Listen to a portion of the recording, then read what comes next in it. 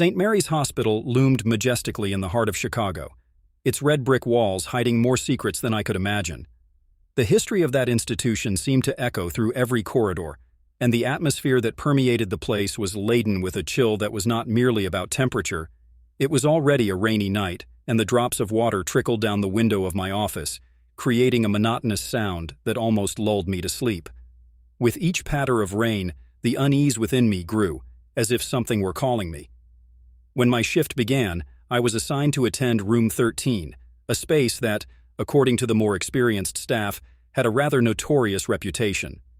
I had always been skeptical of superstitions. To me, medicine was a science based on evidence, and stories of ghosts and curses were not part of my reality. But as I approached the room, a strange sensation began to creep over me. It was as if the very air was thicker, almost palpable. "Dr. Harper, are you ready for Room 13? Nurse Sarah's voice pulled me from my trance. She was beside me, her large, expressive eyes almost as if she was waiting for me to say I wouldn't go. "Of course, Sarah. What's so special about this room?" I asked, trying to maintain a joking tone, but I couldn't help a slight tremor in my voice. "Oh, you don't know? The patients who stay there have peculiar stories. Many of them fail to recover. Some even say there's a constant atmosphere of death in there." She smiled, but there was something in her gaze that made me feel she wasn't just joking.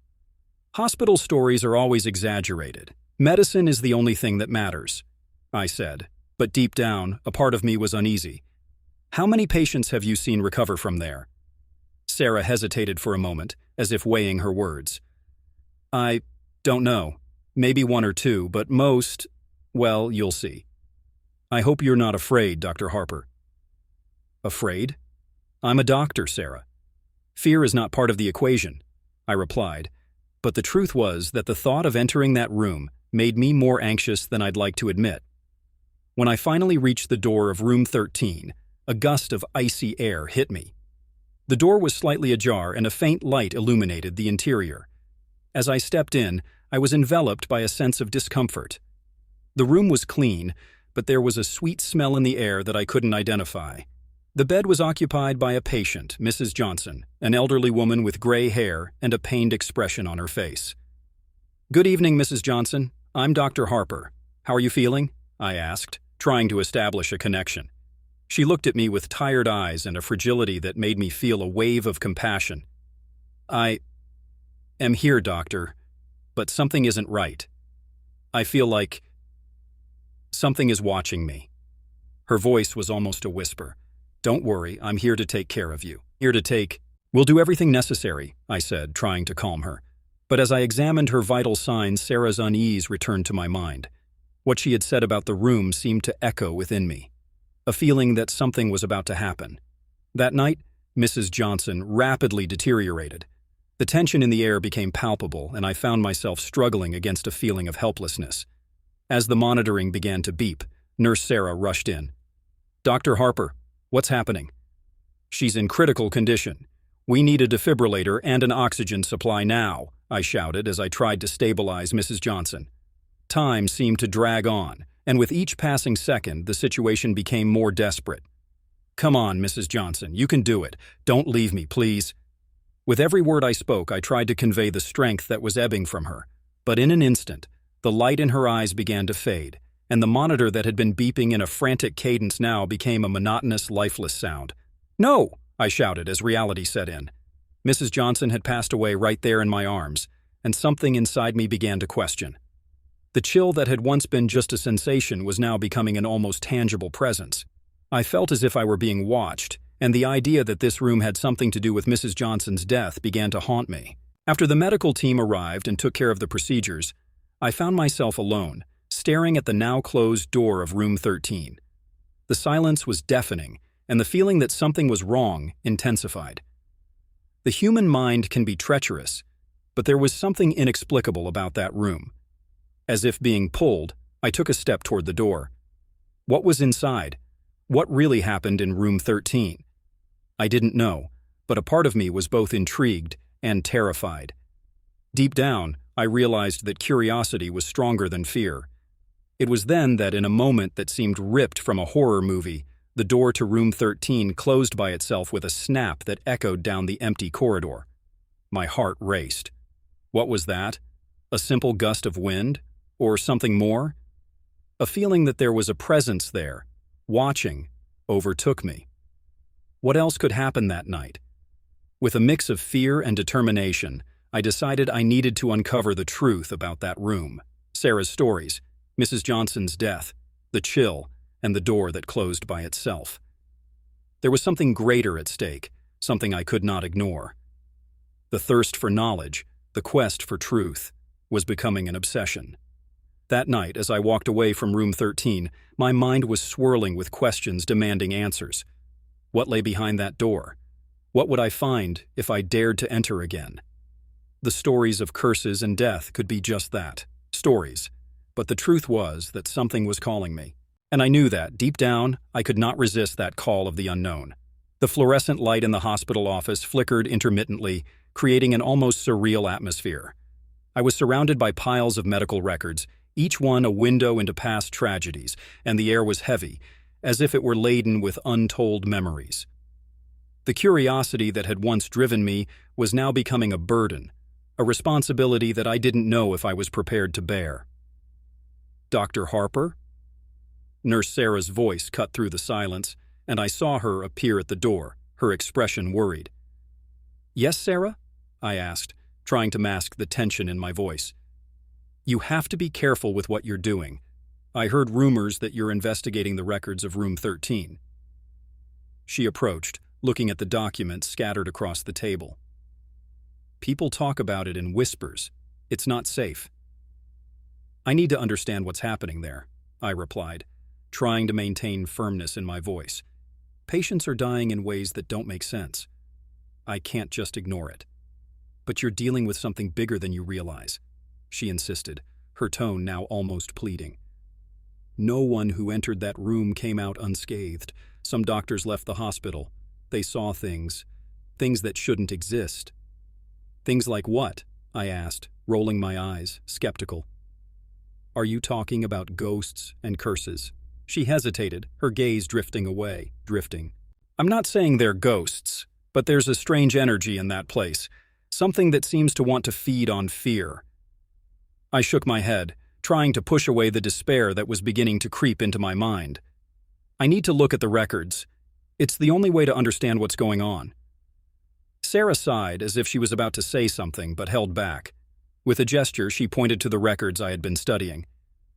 "The last patient, Mrs. Johnson, wasn't the only one. Look at this." She stepped closer and began to sift through the papers. "Each patient who was in room 13 has a pattern. They present common symptoms, but the causes are always unknown."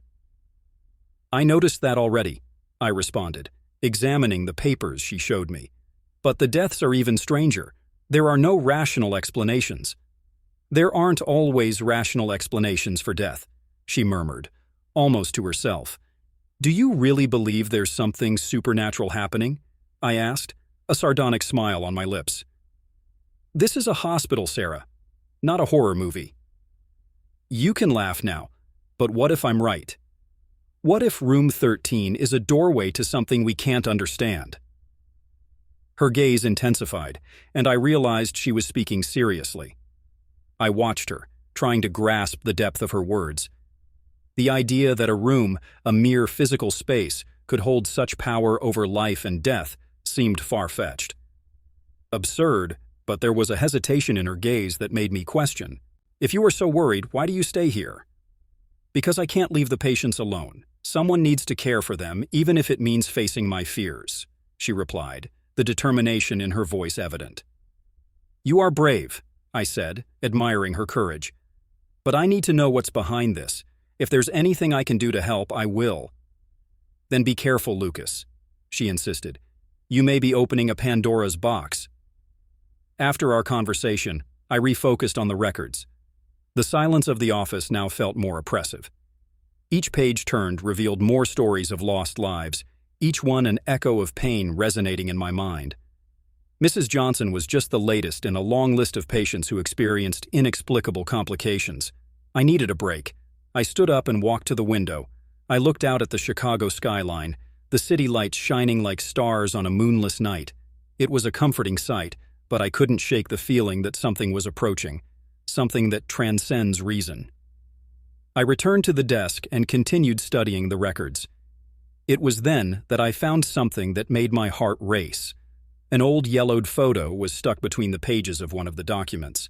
The image showed a medical team from decades ago, and to my astonishment, there was a man there who looked identical to me. "It can't be," I murmured to myself. The resemblance was undeniable. The same eyes, the same jawline. A chill ran down my spine. What did this mean? Who was this man? Curiosity consumed me, and I began to investigate more about him. "Dr. Harper, are you okay?" Sarah appeared again, interrupting my thoughts. "I found something," I replied, showing her the photo. "Look at this. It's like I'm looking in a mirror." She examined the image, her face contorting in confusion. "This is strange. Do you know who he is?" "No, but I need to find out. He was associated with Room 13, and that cannot be a coincidence." "It might be dangerous," she warned, but I was already determined. "We need to learn more about him. We need to know what happened to the patients who passed through that room before us." With those words, a renewed determination took hold of me. The idea that my own identity might be linked to the mystery of Room 13 was disturbing, but also fascinating. I could not simply ignore it. The next morning, I went to the hospital administration. The meeting was tense, and I could feel the resistance in the air. "I found some old records that need to be reviewed," I began, trying to hide the anxiety in my voice. "What are you insinuating, Dr. Harper?" The hospital director, a middle-aged man with a stern look, questioned me. "I found a photo of a medical team, and one of the doctors looks exactly like me." "We need to investigate this," I replied, forcing myself to maintain composure. "This is not relevant," he said, shaking his head. "We need to focus on the present and the current circumstances." "But what about the deaths and the complications in the patients from Room 13? We can't ignore this," I insisted, feeling frustration rising within me. "Dr. Harper, I understand your concern, but we cannot open old wounds. The past is the past, and Room 13 is just a part of the hospital's history," he replied, his expression unwavering. "But it's a part that is still affecting lives today. We need to investigate. We need to understand," I retorted, my voice rising. He gave me a stern look. "If you continue to insist on this matter, we may have to consider other options, Dr. Harper. I don't want you to become a problem for the hospital." A veiled threat. I looked at Sarah, who was beside me, and saw the concern in her eyes. She knew there was something more, something they didn't want me to discover. "You can't silence me. I am a doctor, and it's my duty to protect my patients," I said, feeling adrenaline coursing through my body. "Don't forget your place, Dr. Harper," the director said, his voice cold. "Sometimes, ignoring what we cannot understand is the best choice." I left the meeting with a feeling of helplessness. I was being discouraged from continuing my investigation, but curiosity was now a burning flame inside me. I needed to know the truth. I needed to understand the connection I felt with that man in the photo. On the way back to my office, my mind was buzzing with questions. Who was that doctor? What had happened in Room 13? And most importantly, what was my connection to all of this? That night, as I reviewed the records again, my attention was drawn to an object hidden under a pile of papers. It was an old diary, its pages worn and yellowed. Curiosity led me to open it, and as I began to read, my heart raced. The notes detailed strange rituals performed in Room 13 by doctors who believed the place had supernatural properties. "The patients who enter Room 13 often do not return," one passage said. "Whispers echo in the walls, and those who hear are overtaken by a feeling of despair. Room 13 is a threshold, a door between the world of the living and the dead." I swallowed hard, fear settling in my chest. The words were like cutting blades, each one pulling me deeper into the darkness of the unknown. I needed to know more. I needed to understand what was happening. As the night wore on, I lost myself in the I awoke with a start, my heart racing, breathing heavily. The room around me was shrouded in oppressive gloom, and the cold sensation that permeated the space felt more intense than before. Room 13, with its worn walls and a smell of disinfectant mixed with something undefined, welcomed me like an old acquaintance, but it was not a visit I was expecting. Like a distant echo, the whispers from the diary I had read tormented me, and the dancing shadows I had seen in my nightmare now seemed like parallel realities. I sat up in bed, trying to gather my thoughts and muster the courage to face what lay ahead. The visions were vivid, and I couldn't shake the feeling that something was watching me. Lucas. The whisper was soft, almost loving, but it carried a weight of despair that made me shudder. Lucas. It was as if Room 13 itself was calling to me, inviting me to delve deeper into the abyss of its untold stories. I got up, almost like an automaton, and walked to the window, hoping the daylight would bring some clarity.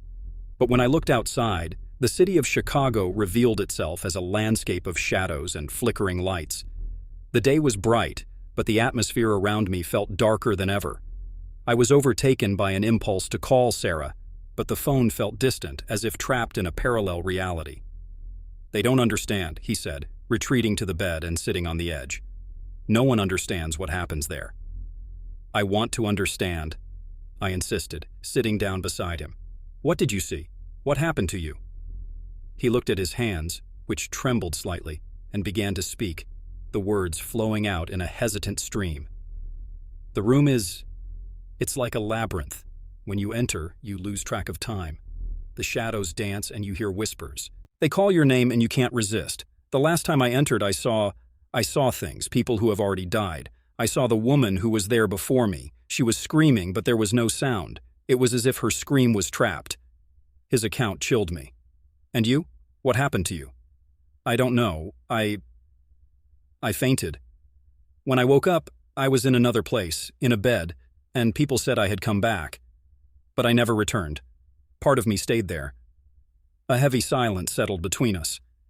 I could feel the pain and despair in his words. "You need to help me," I pleaded, my voice tense. "What do you know about what happens to those who don't come out?" He looked at me, his eyes filled with deep sadness. "They get trapped. Death never leaves there. Don't go in. Please don't go in." His plea weighed heavily on my heart. I needed to understand, but the idea of entering Room 13 again filled me with terror. What was I seeking? The truth or my own destruction? "I need to find out what's happening," I murmured, even though I knew it was a dangerous path. He shook his head, tears in his eyes. "You don't know what you're asking for, Dr. Harper. The room is a prison, a trap." I left his room, my mind in turmoil. Mr. Thompson's words echoed in my head. I was about to cross a line that I might not be able to return from. But the search for the truth was stronger than the fear that consumed me. Room 13 was calling me, and I knew that the answer I sought was there, in the dancing shadows and the whispers that surrounded me. But with every step I took towards the unknown, the feeling that death was watching me grew stronger. Night had fallen heavily over the hospital, the kind of darkness that seemed to seep into the remotest corners of Room 13. I was sitting in the chair beside the bed, surrounded by an oppressive silence that was only broken by the soft hum of the machines. My heart was pounding, not only from the tension of the atmosphere, but from the anticipation of what might happen. The idea of spending the night there was both terrifying and intriguing, a mix of skepticism and curiosity that dominated me. Nurse Sarah had left me a few hours earlier, her eyes filled with concern. "Lucas, you really shouldn't be doing this. No one who has spent the night in Room 13 has come out unscathed," she had said, and I could see the sincerity in her gaze. But as always, my rational side prevailed, and I couldn't help but think it was all just superstitions. The human mind is powerful and often takes over in moments of vulnerability. As the hour progressed, the darkness seemed to come alive. A cold breeze swept through the room, and I shivered, feeling a presence I couldn't identify. I looked around, trying to find a rational explanation for what I felt, but all I saw were the white walls and medical equipment that seemed to watch my every move. It was then that a shadow formed in front of me. I blinked, thinking I might be imagining things, but the figure remained there, indistinct, like a blurred memory of a nightmare. "Who's there?" I asked, my voice trembling. The air around me felt denser, and that cold sensation increased. "Lucas," the voice whispered, a distant echo that seemed to come from beyond. I swallowed hard, trying to stay calm. "Show yourself," I shouted, but the figure remained, as if trapped between two worlds. With each passing second, anxiety grew, and I stood up from the chair, ready to face whatever it was. As I approached, the figure began to take shape. It was a man, with a sad expression and eyes that reflected immense pain. He didn't seem threatening, but there was something in his presence that unsettled me. "You shouldn't be here," he said, his voice a cutting whisper. "This place isn't safe." "Who are you?" I asked, my curiosity overcoming my fear. "What happened here?" "I am just a shadow of what I once was," he replied, his gaze distant. "Many of us are trapped here, Lucas. We cannot leave. Death did not bring us freedom, only more pain." "Pain? What do you mean?" I inquired, feeling a mix of compassion and confusion. "What happened to you?" He hesitated, as if the words were difficult to speak. "I was a doctor, just like you. We did terrible things in this room.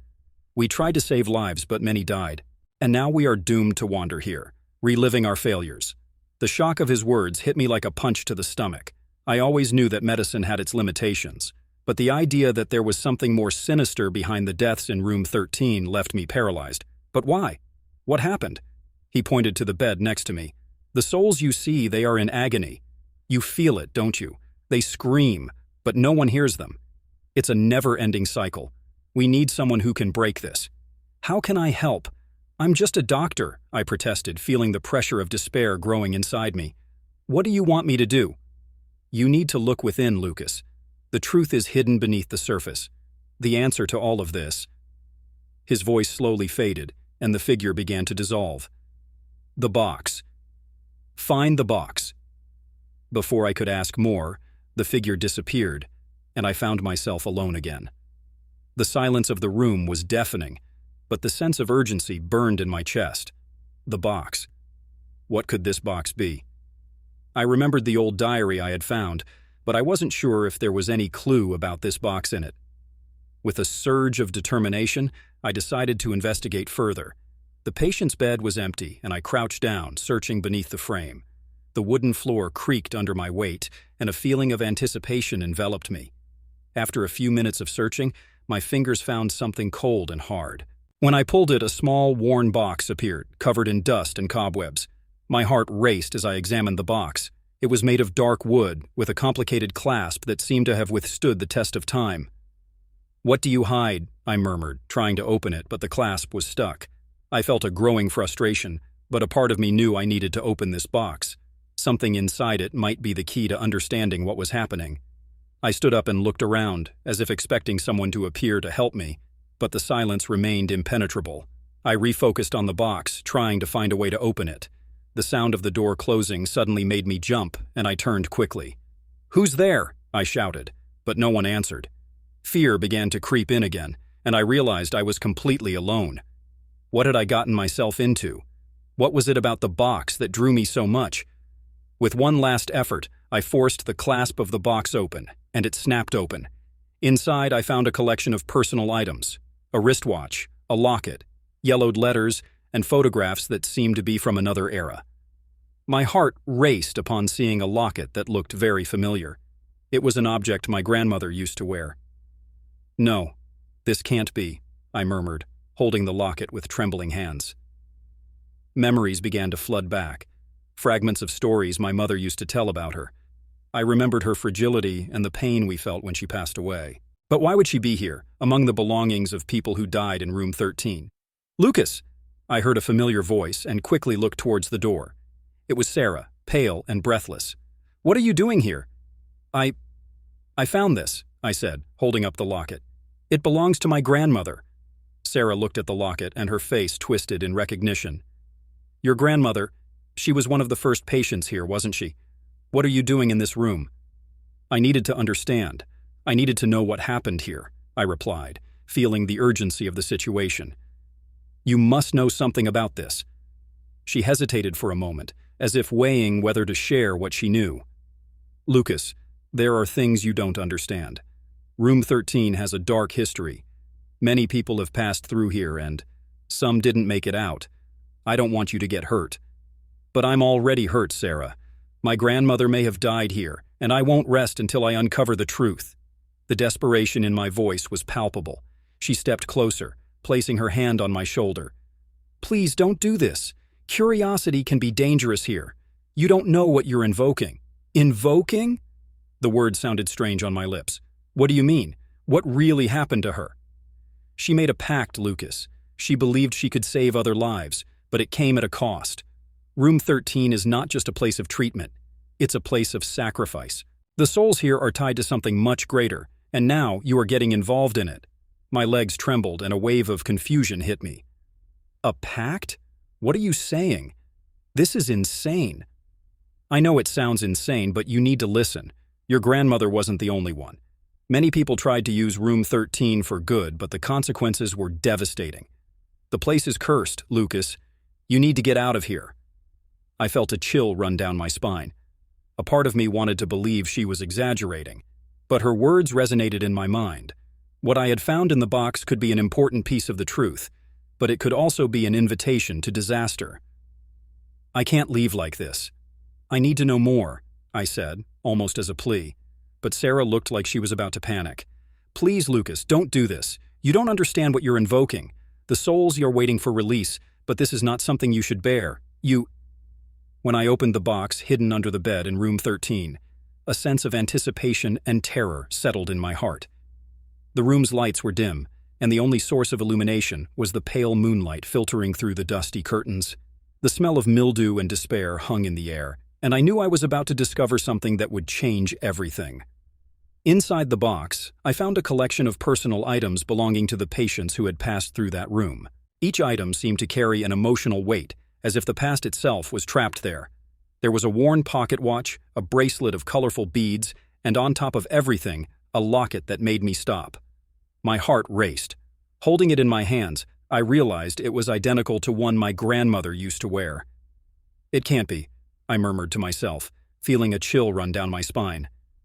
The connection hit me hard, like a punch in the stomach. I recalled the stories my mother told about my grandmother and how she had died in the hospital, but the circumstances were always shrouded in mystery. With a lump in my throat, I closed my eyes for a moment, trying to process the revelation. The sound of footsteps echoed through the room, and I turned abruptly, finding Sarah at the door. She was pale, and her eyes reflected a mix of concern and fear. "What did you find, Lucas?" she asked, her voice trembling. "Look at this," I replied, holding up the locket. "It belonged to my grandmother. She died here, didn't she?" Sarah hesitated, as if weighing her words. "Yes, she was one of the first patients at the hospital. The circumstances of her death were strange. No one ever really knew what happened." "Do you know anything more?" I asked, anxiety growing within me. "Why was she here? What happened in Room 13? She took a deep breath, as if preparing to share a dark secret. "The story I heard is that your grandmother made a pact, something related to protecting the family, but I'm not sure what that means." "People talk about this pact, but what exactly does it involve?" I asked, my curiosity turning into desperation. "I don't know, Lucas. Just that she may have done something to protect you from an evil force that resides in this place. Some believe that this room is a kind of portal, a place where souls get trapped." "Trapped? What do you mean?" My heart raced with each word that left her mouth. "Patients who died here, their spirits can't find peace. And your grandmother may have gotten involved in a way that trapped her here too," she said, and the sadness in her voice was palpable. I felt a wave of despair wash over me. "I need to know more about this. I need to understand what really happened." "Lucas, you have to be careful. Delving into this kind of research can have consequences. Room 13 is not just a room, it's a symbol of pain and suffering," Sarah warned, but her words fell on deaf ears. "I can't stop now. If my grandmother is trapped here, I need to do something. I need to free her," I declared, determination taking hold of me. "But you don't understand, Lucas. You might end up getting hurt," Sarah pleaded, but I was already resolute. The connection to my grandmother was too strong to ignore. "I'm going to research more about my family's history and how it relates to the hospital," I stated, and as soon as the words left my mouth, an idea began to form in my mind. "You can't do this alone," Sarah exclaimed, her gaze becoming more intense. "Let me help." "No, I need to do this on my own. If there's any connection between my family and Room 13, I have to find out. I can't risk anyone's safety, I replied, feeling that each word was imbued with an inexplicable force. As we spoke, the atmosphere in the room seemed to change.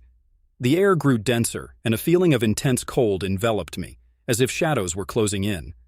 Sarah noticed and took a step back.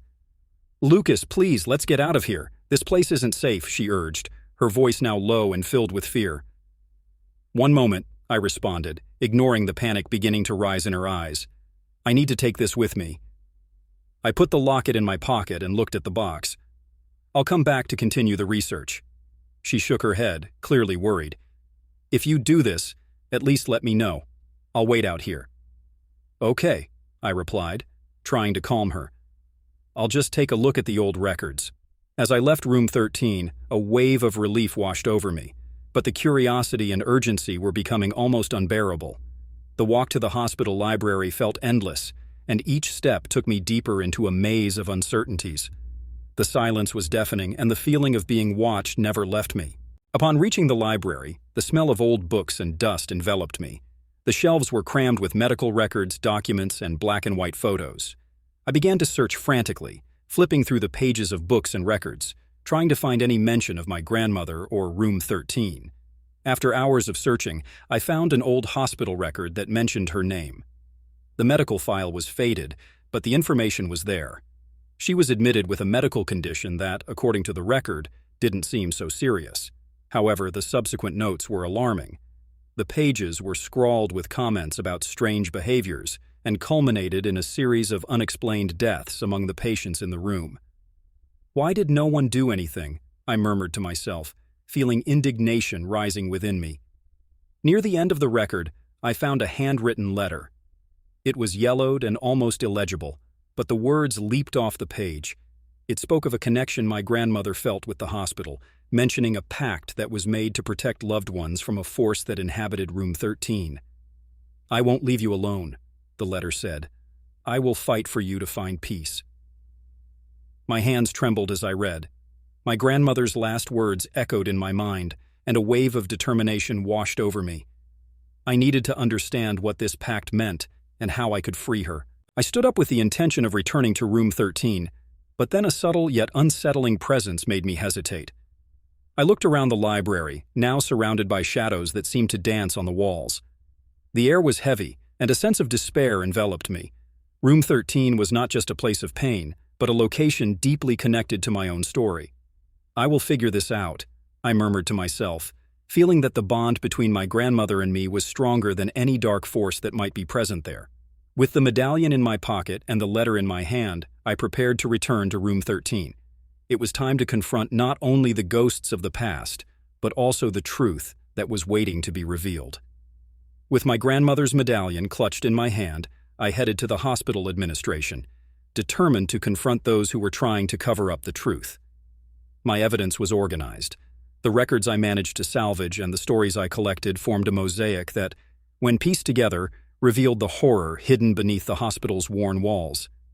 The feeling that I was about to uncover something monumental pulsed in my chest, but the administration's attitude was one of disdain and skepticism.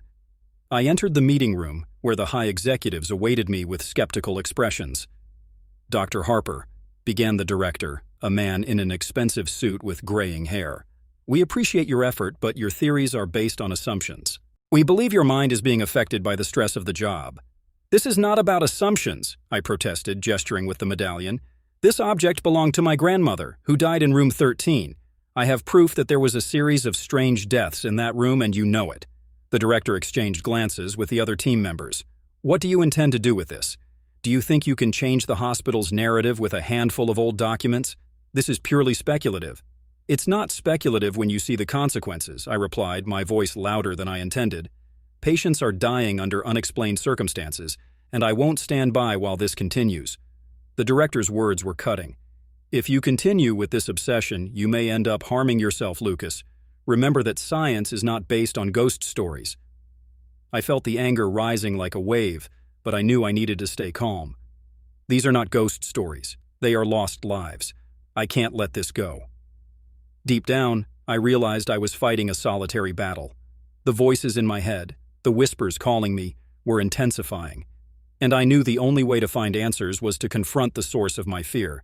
It was then that I made a decision. I would enter room 13 once more. That night, with the hospital shrouded in an unsettling gloom, I prepared for what was to come. The fluorescent light in the corridor flickered uncomfortably, and the cold air seemed to penetrate my very bones. My heart raced as I approached the door of room 13. The feeling that something was watching me intensified with every step, but I couldn't back down now. Brandishing the medallion like a talisman, I opened the door and stepped inside. The air was heavy, infused with a smell of dampness and something else, something I couldn't identify. The corridor's light barely illuminated the space, casting dancing shadows on the walls. The atmosphere was oppressive, as if the room were breathing, waiting. As I positioned myself inside the room, a wave of despair hit me. The memories of the patients who had suffered there seemed to swirl around me. Then I saw a figure in the distance, a woman enveloped in mist. My heart nearly stopped in my chest when I realized it was her, my grandmother. "Lucas." Her voice was soft but laden with sorrow. "You shouldn't be here." "I needed to find you," I shouted, emotion overwhelming me. "I found the medallion, and now I know you made a pact. What happened here? What is keeping these souls trapped?" She looked around, fear in her eyes. "Room 13 is a place where souls get lost. The pact I made was to protect our family from an even worse fate. But now I need your help to free them." "How can I help?" I asked, the weight of the world crashing down on my shoulders.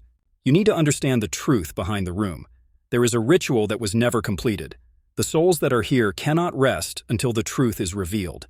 You have to confront what is hidden." The figure of my grandmother began to dissipate, and before I could ask more, she whispered, "Use the medallion, it is the key." Frustrated, I looked around, trying to understand what this meant. The walls seemed to murmur, and I could hear echoes of laughter and screams, as if the former patients were trying to communicate with me. The pressure was mounting, and I realized that time was running out. I knelt on the floor, holding the medallion. "What do I have to do?" I asked, almost in despair. The only answer was silence, and then a cold wind blew through, making the curtains flutter as if an invisible entity were moving. I decided I needed to act. I looked at the opposite wall, where a dark stain was forming, as if something was being concealed. I stood up and walked over, my heart racing. When I got close, I noticed a small opening between the wooden boards. With a push, I shoved the wood aside, and the wall slowly opened, revealing a dark space. The darkness seemed alive, pulsating with an energy that drew me in. With the medallion in hand, I entered. The feeling of being watched intensified, but I needed to know what was hidden. The walls were covered with marks, as if the souls that had been there had tried to leave a record of their pain. At the back of the space, I found an old box, covered in dust and cobwebs. My heart raced as I opened the box, revealing personal items of former patients. Among them was a faded cloth doll, a bracelet, and a yellowed letter. I picked up the letter, feeling that it held the key to releasing the souls. Unfolding the paper, I read the words written in shaky handwriting. "If anyone finds this letter, know that I am trapped here, unable to rest. I made a pact to protect my family, but it cost me my freedom. The truth must be revealed so that we can leave." A wave of compassion hit me. These souls were trapped because of unfulfilled promises, fears that kept them tied to the world of the living. I decided that I could not leave them there. "I will free you," I shouted, gripping the medallion tightly. Suddenly, the atmosphere shifted. A strong wind blew, and the shadows began to stir around me. I heard voices crying out, pleading for freedom. "Help us," they begged. The fear and pain were palpable. I remembered my grandmother's words, the ritual. What did I have to do? I closed my eyes, trying to connect with the souls. "If you can hear my voice, join your energies. Together we will break this curse." The medallion began to glow, and a warm light spread throughout the room. The shadows began to gather into a point, forming indistinct figures. I could feel their presences, their pains intertwining with mine. "We are with you." I heard one voice, then another, and more. The atmosphere became increasingly electric, and the feeling that something monumental was about to happen was undeniable. The figures began to rise, and a wave of energy coursed through the space. I knew I was on the right path. "Together, we will free you," I shouted, feeling the strength of the souls joining with mine. But then, something happened. The door to room 13 slammed shut, and an invisible force threw me back. I was trapped between the world of the living and the dead, and the pressure was mounting. In that split second, I realized that the truth I sought was not just the freedom of the souls, but the liberation of my own sanity. A scream echoed, and the room seemed to writhe. I was at the center of a storm, and I needed to choose between saving my sanity or freeing those who were trapped. With all my strength, I raised the medallion. "I will not give up. You must free yourselves." The light intensified, and then, like thunder breaking the silence, the door swung open. The souls began to flow out like a river of light and pain breaking free from their prisons. With one last effort, I felt the line between life and death dissolve. And amid this chaos, the image of my grandmother appeared once more, smiling. "You did the right thing, Lucas. Now, we can rest." And then, everything went dark. When I woke up, I was lying on the floor of room 13.